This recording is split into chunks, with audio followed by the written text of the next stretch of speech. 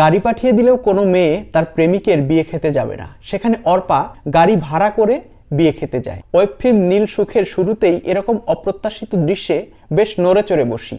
এরপর দেখতে পাই ক্র্যাচে ভর করা অর্পা ঘোরাতে ঘোরাতে বিয়ে বাড়িতে ঘুরছে, সঙ্গে গল্প বলছে। এবার বলবো কেমন লাগলো সে গল্প, বিয়েবাড়ির মতো জাঁকজমক নাকি সাদামাটা। তার আগে কিছু ভালো কথা বলি। নীল সুখে ভিকি জায়েদ বেশ কিছু বিষয় তুলে ধরেছেন।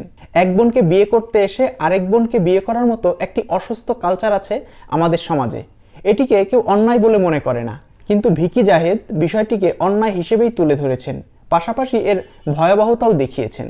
যাপিত জীবনের কিছু বিষয় পর্দায় তুলে আনলে সেসবের সঙ্গে মানুষ নিজেদেরকে খুব সহজেই যুক্ত করতে পারে, নস্টালজিয়ায় আক্রান্ত হয়।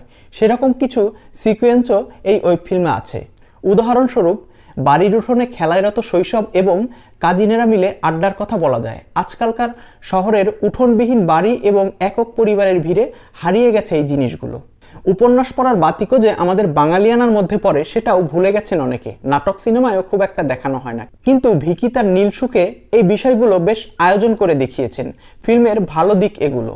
মিস্টার টুইস্ট খ্যাত ভিকি নীল সুখের শেষে বড়সড় একটি টুইস্ট রেখেছেন। মারুফ যখন সদ্য বিয়ে করা বউকে রেখে অর্পাকে এসে ভালোবাসি বলে, তখন মনে মনে ভাবছিলাম বাংলা সিনেমার ভূত ভিকির উপর ভর করেছে, কিন্তু পরেই বুঝতে পারি ওটা জাস্ট কল্পনা। আর এই টুইস্টটি দারুণ ছিল। এরপর থেকে শেষ পর্যন্ত দৃশ্যগুলো আনপ্রেডিক্টেবল ছিল।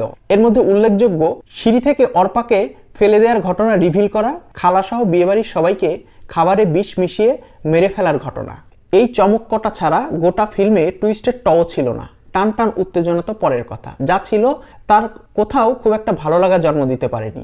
কোথাও বিরক্ত হয়েছি, আবার কোথাও ছিলাম অনুভূতিহীন। কারণগুলো বলছি। ওয়েব ফিল্মটির বেশ কয়েক জায়গায় সংলাপগুলো উপন্যাসের মতো ছিল, কিন্তু উপন্যাসের সংলাপ উপন্যাসেই ভালো মানায়, পর্দায় নয়। এতে গল্প ছন্দ হারায়, দর্শক মনোযোগ হারায়। এখানেও ঠিক তেমনই হয়েছে। স্বার্থ, প্রেম, বিরহ, তারুণ্যে বিপদগামিতা, শৈশব কৈশোরের টুকরো টুকরো স্মৃতি, ঘটনা, সবগুলো উপকরণই গল্পে উঠে এসেছে। উপকরণগুলো দারুণ ছিল, কিন্তু ম্যাটেরিয়ালগুলো ভালোভাবে ব্লেন্ড করতে পারেননি পরিচালক, ফলে গল্প ঝুলে গেছে। এগুলো যদি ঠিকঠাক মাপ মতো দাঁড় করানো যেত তাহলে দারুণ কিছু হতো। আজকাল সবাই ডাক্তার, ইঞ্জিনিয়ার হতে চায়, কিন্তু মারুফ বিশ্বের সবচেয়ে ভালো পারফিউম বানাতে চায়। কিন্তু সেরা কয়েকটি পারফিউম ব্র্যান্ডের নাম, পরিচয় আর একটি ল্যাব দেখিয়ে কি আর এই বিষয়টি বিশ্বাসযোগ্য করে তোলা যায়? পারফিউম বানানোর জার্নিটাও কিছুটা দেখানো যেত, তাতে গল্পটি বিশ্বাসযোগ্য মনে হতো এবং বেশ ভালো করেই বিল্ড আপ হতো, কিন্তু সে পথে হাঁটেননি পরিচালক। এরকম অনেক কারণেই ওয়েব ফিল্মটি ঝুলে গেছে এবং একসময় মনে হয়েছে কখন শেষ হবে। এবার বলবো কে কেমন অভিনয় করেছেন। অভিনয় শিল্পী নির্বাচনে ভিকি জায়েদ মুন্সিয়ানার পরিচয় দিয়েছেন। ছোট বড় সব চরিত্রে ভালো আর্টিস্ট নেয়ায় অভিনয়ে খামতি ধরার মতো কোনো জায়গা ছিল না। তবে মারুফ চরিত্রে রেহানের অভিনয় আরো ভালো হতে পারত। তার মধ্যে রোবোটিক একটি ব্যাপার ছিল যা তাকে একটি ঘরোয়া পারিবারিক গল্পের নায়ক করে তুলতে প্রতিবন্ধকতা তৈরি করেছে। যাকে ঘিরে এই ফিল্মটি গড়ে উঠেছে সেই অর্পা চরিত্রে মেহজাবিন দারুণ অভিনয় করেছেন। খুনসুটি, বিরহ, যন্ত্রণা সব জীবন্ত করে তুলে ধরেছেন নিপুণ অভিনয়ের মাধ্যমে, যা দুর্দান্ত ছিল। মেহজাবিন এই গল্পের প্রধান আকর্ষণ। গল্প এস্টাবলিশ করা এবং তাকে ধীরে ধীরে পরিণতির দিকে নিয়ে যাওয়া সবকিছুই মেহজাবিনকে ঘিরে এগিয়েছে।